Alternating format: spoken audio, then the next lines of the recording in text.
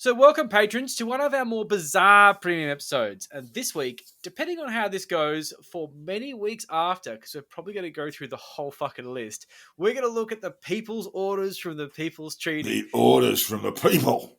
Yes, exactly, because they're the People's Treaty. These are the People's Orders. I mean, this is the way it works. So this is a brain fart from Dylan Didge Wilson, whose profile kind of jumped up a few notches after his involvement at Makata Camp at Old Parliament House over New Year. I didn't know him before this. Now I do. Not sure if I'm better off. But Dylan has been around for some time now. He's a huge fan of One Nation. He's not quite quiet about it, but he is a little bit now. Not a big fan of Muslims. Wow, He doesn't like Muslims. He would struggle in Lakemba. When someone calls him Habibi, he'd probably punch him in the face. But I just think, personally, he would struggle in Lakemba, but I think Dylan just struggles in general, to be honest.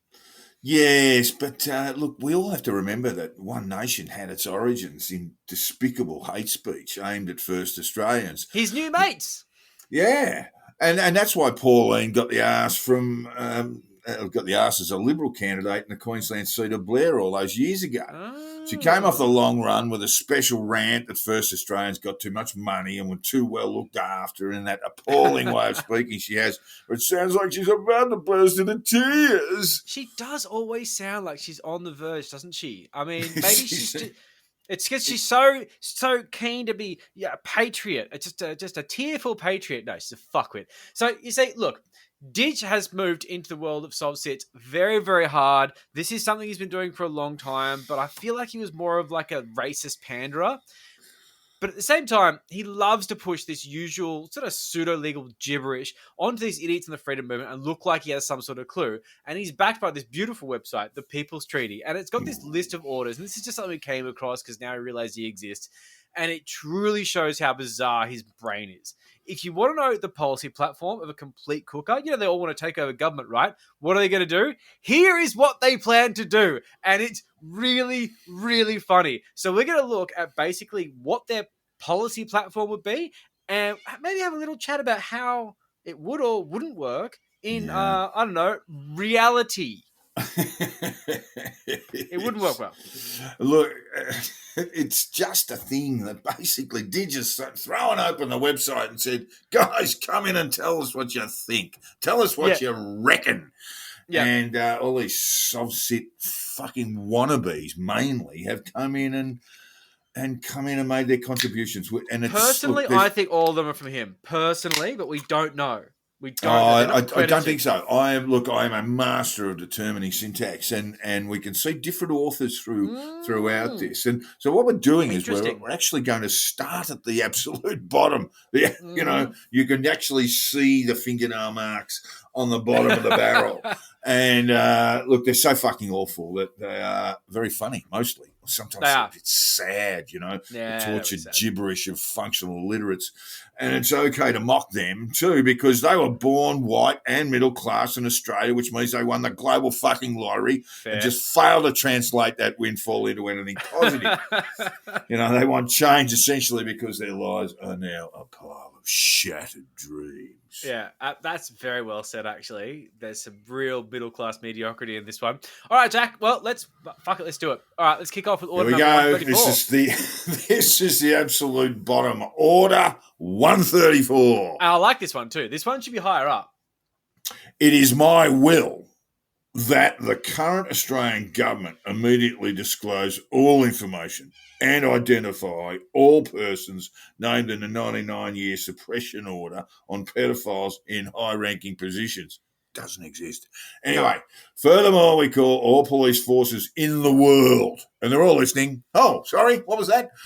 We call all police forces in the world to fully investigate all satanic ritual abuse allegations to their fullest, not just mucking around, not just pretending to investigate the satanic ritual abuse allegations to their fullest, and with utter transparency, resulting in successful prosecutions against offenders, regardless of their social status, wealth, positions of authority or power. Couple of problems there, Joel, I've identified straight away. They're demanding successful prosecutions. We do have something here called, the presumption of innocence. Yeah. No, we need to get rid of that. I think that's a real subset thing where it's like we just want to be able to decide in a park with pitchforks. I think that's how the court should work. Okay, so one of the things I really like about this, for starters, is the suppression order. It's always this 99-year suppression order. Why are these people so pessimistic? Why can't they start counting down? Okay, look, you're obsessed with your children. Maybe maybe your grandchildren will find out. So let's say, what is it now? How long's it been since Heffernan's speech? 10 years? So can it be the 89-year suppression order now? Can we just start counting down? It's longer than 10. It's 20. Look, we're really 20. headed towards Mate, opening this whole can of worms up. It's basically next fortnight, because this is a finite time period. We're going to get there, boys. We just need to make sure that all of our children are pilled as fuck and pay close attention in 79 years? Let's do the math. It's just, come on, guys. Yeah, okay. So, really what they want the Australian government to do is immediately disclose and identify all persons named in a non-existent document. Doesn't exist. Exactly. It doesn't exist. So what, are you going to start making it up like some sort of weird McCarthyism for pedos? Like, what the fuck? It's just weird. And the thing that's great about all this is, like, this is what happens a lot in these orders. We've read a few of them just to sort of get a bit of a warming up. And there's so much unnecessary shit. Furthermore, we call all police forces in the world to fully investigate all satanic ritual. Hey, we're looking at you, Lesotho. You haven't been pulling your weight on the satanic ritual abuse allegations. Just focus on Australia. You don't need to bring the rest of the world into it. This needs to be global. It becomes so much more complex. Jurisdictions, all this Interpol shit, it's a nightmare. You're opening a can of worms, you can't put it in the can. Like, it's just very silly. Look, anyone who's been involved successfully be successful prosecutors. It's like the old Western. We're going to give you a fair trial and hang you in the morning. Yeah, exactly. Yeah. We're going to give you a gun and we're going to be in a duel. But, like, the other thing that's great is the utter transparency, which is one of those things where it's like, okay, so we're going to be very transparent about it so we can make sure the elites are quite aware of the investigation and can act accordingly, which is really handy. If I was a pedo, I would want everyone to be able to show me exactly who's looking into me so I could then go to an island and maybe take some time out. I mean, like, it's just so dumb. You may not be able to go, transparent. You may not be able to go to that island. You may have been forbidden from going to that island because you might have done some very bad things. I just wanted to remind people, because it's a great big slab of our own history, that just a few years ago we had a 4-year-long Royal Commission into institutional responses of child sex abuse. Right? Yeah. We had this. And at that time, not one of these jackasses ever came forward and said, hey, I've got, I think Richie Benno might be a pedophile. Yeah, it's ridiculous. There is one person, we won't go into her, she's pretty cooked, and she's one of the sort of like the cooker people, and I believe that she may have been vaguely involved in the Royal Commission, but I'm not going to go into it. Essentially what it comes down to is that these are weird fantasies from sick people who constantly think about pedophilia. It's really fucking weird. It is very, very, very strange thing to be obsessed by. All right, Joel, let's move on. Move away from kitty fiddlers. God, will they stop with the kitty fiddling? And move on to Order 133. Yeah, this one's going to be real quick. It is my will that we as Australians must come together to take back this land we all call home, and your curse in the way, and make it great again for future generations. Well, I can't do it in Sydney because the land's just too expensive there, I'm afraid. We won't be able to do it in Sydney. Probably not Melbourne either. But look, have you had a wander around Cuba, Petey? Because it could be for you. Look, there's nothing to this. The only take and basically is that. Be a free man there. Of course. I mean, like, Fremantle land don't really need to buy land. You can just sort of squat, I suppose. Like, the right sort of left paradigm really coming together. But, okay, this one's going to be a quick one for very, very reasons, because the rest of them are really long-winded and terrifying. But also, like, what does that mean? It doesn't mean anything. It doesn't mean anything. I mean, you want